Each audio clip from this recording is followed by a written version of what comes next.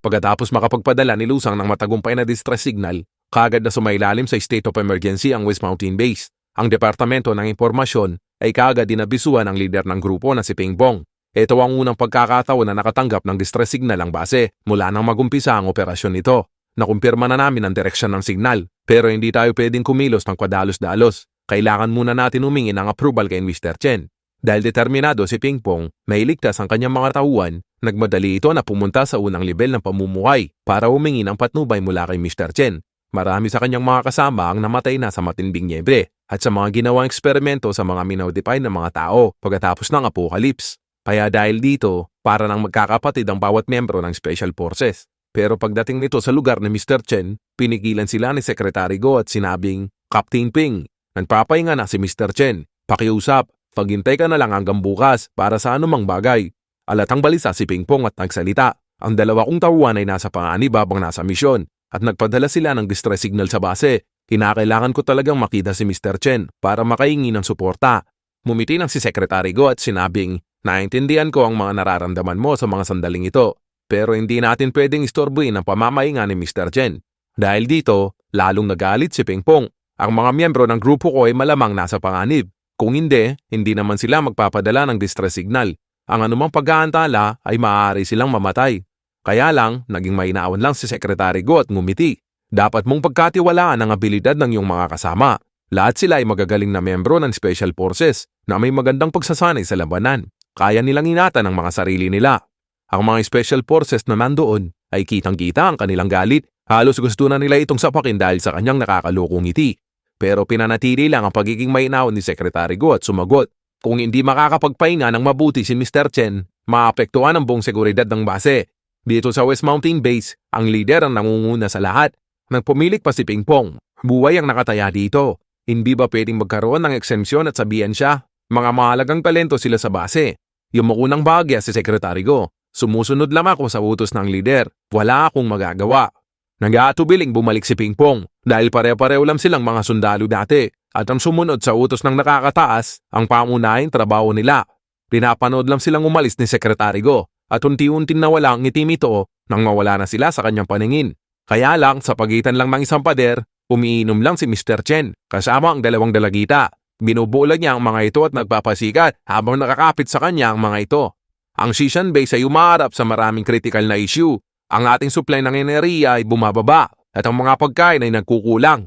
Kaya araw-araw pinagbubutihan ko ang trabaho ko. Natatakot ako na magkamali. Baka mawala ang tiwala ng lahat sa akin. Napakahirap pala ng trabaho mo, sabi ng isang babae. Ang pangasiwaan ng mag-isa ang buong Shishan Base ay napakalaking hamon. Tungkulin ko na gawin ang trabahong ito. Kung hindi ko ito gagawin, walang ibang gagawa. Para sa kaligtasan ng lahat at pagunlad ng Shishan Base, kailangan kong tiisin ang mga pasakit. Pagkatapos humigop ng alak at malinamnam malamang kanor, tinawag ni Mr. Chen si Miss Go at tinanong ang tungkol sa ingay sa labas kanina. May naghahanap ba sa akin? Tanong ni Mr. Chen. Sumagot si Miss Go, si Ping-Pong. Ang kanyang mga tauhan ay nagpadala ng distress signal sa base. Kinumpas niya ang kamay nito at sinabing, 2 miyembro lang ng Special Forces at humihingi na sila ng tulong. May nakasagupa ba silang kalaban na hindi nila kayang takasan? Pero para bigyan ng pabor si Ping-Pong na isang mahalagang asset sa base, sige, sabi ni Mr. Chen, payagan mo silang magpadala ng tao para tignan ang sitwasyon, pero huwag kang magpapasama ng isang leader ng grupo. Samantala sa meeting room ng Special Forces ay ipinatawag ni Ping-Pong ang 17 miyembro at si Liang Yu nakakasali pa lang. Pumasok si Miss Go at sinabing, ginising ko si Mr. Chen para lang sa inyo. Sumangayon ito na magpadala kayo ng grupo para i-check ang sitwasyon, pero walang kasamang leader ng grupo. Dahil wala nang pwedeng masayang na oras, nakontento na sa utos si Ping-Pong. Kaya nagpadala na ito kagad ng mga ilang sundalo para respondiin ang dalawa nilang kasama. Pagkatapos matapos ang meeting at maghiwa-hiwalay, nang pabalik na si Liang Yu sa kanyang tinitirhan, nakita nito ang dalawang pamilyar na muka. Tinawag ni Liang Yu ang mga ito, Meng-Su. Nang makita nila si Liang Yu, sumaya ang mga ito at sinabing, Teacher Liang, masaya kaming makita ka ulit. Kaya lang, nagtataka si Teacher Liang. Paano kayo nakarating sa pangalawang level ng pamumuhay? Ngumisilam si Meng-Su at sinabing, buti na lang, meron kaming sariling kakayahan at kagandahan. Basta pinagsisilbihan at tinaalagaan namin si Mr. Chen, pwede kaming manatili dito sa ikalawang level ng pamumuhay kagaya mo. Kung hindi, aantong kami kagaya ng mga kaklase namin na nawala na lang dahil pinabayaan mo. Sumagot ng medyo naguguluhan si Liang Yu. Nawala? Anong sinasabi mo? Magsasalita pa sana si Meng Su. Kaya lang, pinigilan siya ni Xiaoleng na nasa tabi niya at pinayuhan niya ito. Huwag ka nang gaanong magsalita para maiwasan natin ang mga hindi inaasahan na gulo. Gusto pang ipagpatuloy ang pagtatanong ni Liang Yu pero sinabi ni Meng Su na wala akong sasabihin sa'yo. Kung gusto mong malaman kung ano ang talaga nangyari, ikaw na mismo ang mag-imbestiga sa sarili mo. Gayunpaman, alam lang namin simula nang pinabayaan mo kami, marami sa aming kaklase ang kinuha isa-isa. Pero ni isa sa kanila ay walang bumalik. Hindi namin alam ang tunay na dahilan. Parte ka na ngayon ng pangalawang level, kaya huwag ka nang mag-alala sa mga sibilyan na nasa ika-4 na level. Mas magandang umarte ka na parang walang nangyari. Pagkatapos yung sabihin ng mga ito, tumalikod na ito na para bang takot na madamay. Nagulat ng gusto si Liang Yu. Madami na siyang pinagdaanan na mahirap na bagay para lang maprotektahan ang mga estudyante.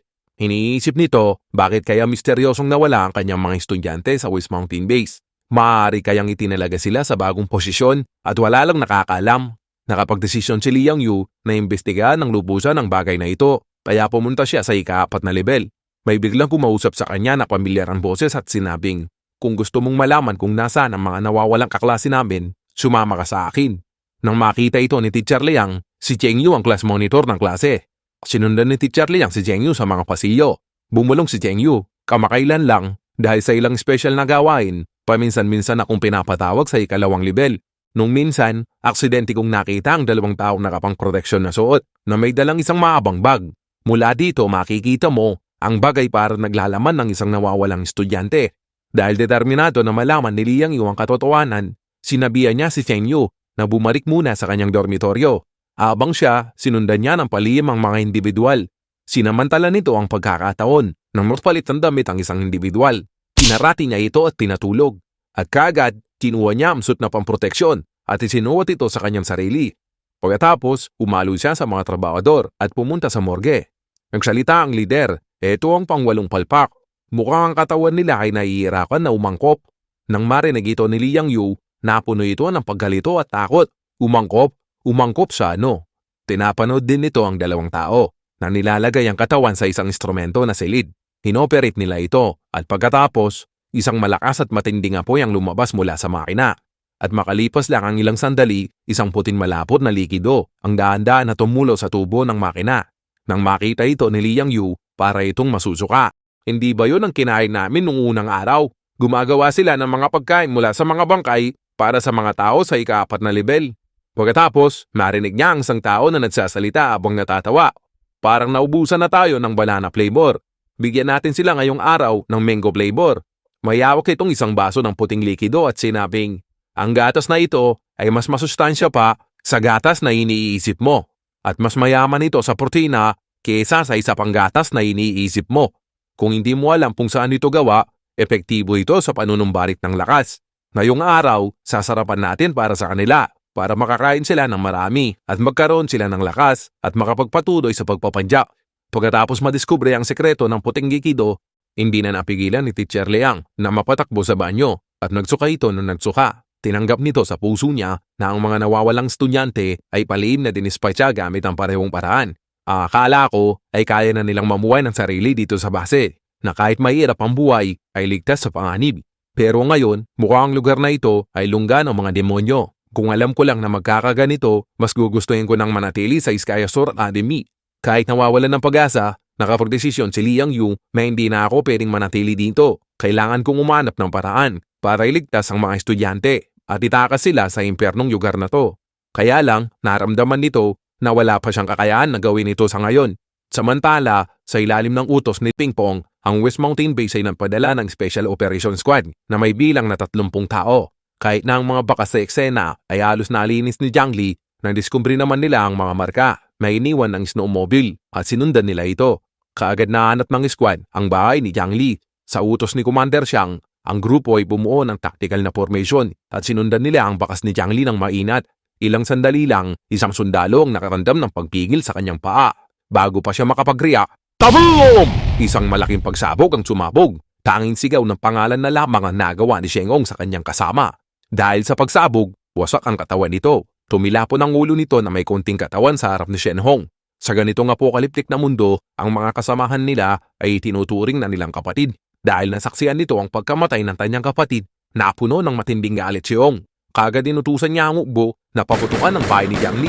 Pero ang kanilang mga bala ay walang iniwan na marka sa mga pader para lang sila nagpapaputok ng mga balang laruan.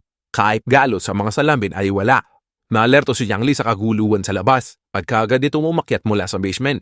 Nang ma-realize nito na ang West Mountain Base ay nagpadala ng mga tao, dali-dali itong nagutos sa AI o Artificial Intelligence na i-activate ang Optical Protection Device. Pagkatanggap ng utos ng AI, bumalot sa buong safe house ang isang harang na pamproteksyon. Mula sa loob, kita ito ni Jiang Li. Pero sa labas, wala kang makikita sa loob. Pinagmamasdan ni Jiang Li ang mga armadong grupo sa labas at bumulong ito sa sarili. Sa wakas, may lumabas na malakas na kalaban. Ang $1 billion na safe house na ito ay dinisenyo para matagalan ang mga profesional na puwersa ng militar. Sayang lang kung hindi ko ito gagamitin laban sa mga kalaban. Pagkatapos mapag-alaman ng Special Forces Team na ang mga bala ay walang kakayang kuminsala sa bahay ni Jiang Li, napagtanto ng leader na si Shen Hong na ang kalaban sa kanilang harapan ay hindi pangkaraniwan at may kakayahan nito na mahuli o mapatay si Wana at Lusang. Nagutos ito na iinto ang walang kwentang pamamaril at magdesisyon na alisin muna ang mga patibong sa niebe. Ang mga ito ay mga veterano na at may karanasan na sa digmaan. Kaagad nilang nahanap ang mga granada gamit ang modernong teknolohiya. Magawa rin nilang madiskubre ang mga nakabaon na landmines na pangontra sa mga tangke na inilatag ni Jiang Li. Kaya lang, ang bawat galaw nila ay malinaw na pinapanood at nakikita ni Jiang Li. Pinindot ni Jiang Li ang detonation remote. Kaboom! Dumagundong ang napakalakas na pagsabog. Ang lakas ng landmine na pangontra sa mga tangke ay kagilagilalas. Kaagad nitong napatay ang 2 sundalong malapit dito. Ang shockwave din nito ay nagpalipad ng 3 sundalo na malapit sa pagsabog. Halos magdugo na ang mga mata ni Shen Hong sa galit. Sino ba talaga siya? Bakit meron siyang mga bagay na ang ating ukbo lamang ang may taglay? Ang eksena nito ang nagpaisip sa marami na umatras. Ang Deputy Commander ay nagmamadaling lumapit kay Shen Hong at nagsalita. Hindi pa natin lubos na maintindihan ang sitwasyon dito. Wala rin tayong mabibigat na sandata at mga kagamitan para madispose ang mga bomba. Bumalik muna tayo sa base at maghintay ng bagong kautusan para maiwasan natin na madagdagan pa ang mga nasawi. Ang Deputy Commander na si Luyang ay may katwiran. Naaramdaman nito kagad na ang kanilang kalaban ay isang taong hindi nila kaya. Pero si Shen Hong ay tumanggi sa kanyang mungkahi. Hindi ba tayo ang rescue team na ipinadala dito? Kung babalik tayo para mangingin ng suporta, anong mukha ang mayaharap ko? Hindi ako naniniwala na ang kanyang kuta ay walang kahinaan. Ituloy lang ang pag-atake. Masyado nang galit si Shen Hong at sabik na may isa katuparan ng napaka-importanteng misyon. Hindi siya pwedeng bumalik nang hindi nagkatagumpay. Bilang opisyal, kahit paano, kailangan niyang mangalap ng mahalatang impormasyon tungkol sa bilya. Kung hindi, magiging walang kabuluhan ang pagkamatay ng 6 nilang kapatid. Inutusan ni Shen Hong ang lahat na magsikalat at umabante papunta sa kuta sa lahat ng anggulo. Ang layunin nito ay mangalap ng maraming impormasyon tungkol sa bilya at umaasa na makahanap ito ng kahinaan at maipagiganti ang mga nawalang kasamahan. Pinapanood ni Yang Mi ang eksena ng may pag-aalala. Magsalita ito. Mukha silang mga profesional. Sa palagay mo ba, makakahanap sila ng kahinaan dito sa safe house? Kaya lang si Jiang Li, kalmado lang at walang bait ng pag-aalala. Malaki ang tiwala ko sa safe house, sabi ni Jiang Li. Ako mismo talaga ang sumusuri dito araw-araw. Wala itong panlabas na kahinaan. Pero nag-aalala pa rin si Yang Mi at sinabing, nakakatakot mo rin ang kanilang walang umpay na paghahanap. Sumagot si Jiang Li, sinasabi mo ba na tayo dapat ang unang umatake para pahintuin ang kanilang paghahanap? Madali lang nangatakihin sila. Gusto ko lang malaman kung ano pa ang ibang pamamaraan na meron sila. Pagkatapos ng pagsisiyasat, napagalaman ng Special Forces Team na ang palungan ay merong kaangaangang depensa at gawa ito sa mga makabagong materyales. Gayunpaman, ang kahinaan nito ay hindi ito makapaglunsad ng atake. Wala silang magawa kung tinitignan lang ang bilya at sinabing hindi naman nakakasorpresa na makakita ng ganitong istruktura sa mayaman na lugar. Malamang isang mayamang tao ang sobra-sobra sa pera. O kaya marami itong mga ginawang kalokohan at katarantaduan at natatakot na mapagigantian kaya nagpagawa siya ng ganitong klaseng bahay. Kaya naglagay sila ng maraming patibong sa daan. Mayroong naalis na natin ang mga patibong sa paligid ng bahay, sasaluin na lang nila ang mga atake. Sa sandaling yon, biglang nagkaroon ng inspirasyon si Shen Hong at sinabing, pwede natin tipunin ang mga pampasabog at pasabugin ang mga ito sa isang bahagi ng bahay. Pagkatapos, mabilis tayong papasok at tatapusin natin silang lahat. Mag-isip ang Deputy Commander at sinabing, gaano karaming pampasabog ang kinakailangan. Umisilang si Shen Hong at sinabing, sa larangan ng digmaan, kahit ang pinakamatibay na bunker ay kayang pasabugin para bumukas, basta may sapat lang na pampasabog. Sa palagay nyo ba, mas matibay ba ang tanyang bilya kaysa sa bunker mang militar? Basta ipopokus lang natin ang ating mga pampasabog, siguradong magagawa natin yon. Kaya tinipon ng lahat ang mga pampasabog at inilagay nila ito sa inaakala nilang pinakamainang parte ng bahay at handa na itong pasabugin. Mang makita ito ni Jiang Li, napatayo ito kagad sa kanyang kinauupuan at kalmado itong nagsalita. Sa palagay niyo ba, nauubusan na ako ng taktika dahil lang at pipigil ako? Ngayon, tuturuan ko kayo ng magandang lesyon. Pagkatapos, umarap siya kay Joker at Yang Mi na nasa kanyang likuran at sinabing, "Kayong dalawa, maghintay lang kayo dito at mag-enjoy sa palabas. Kung natatakot kayo, pwede kayong magtago sa basement." Pagkatapos mailagay lahat ng pampasabog, pinindot na ng leader ang detonation button. Taboom! Dumagundong ang isang malakas na pagsabog.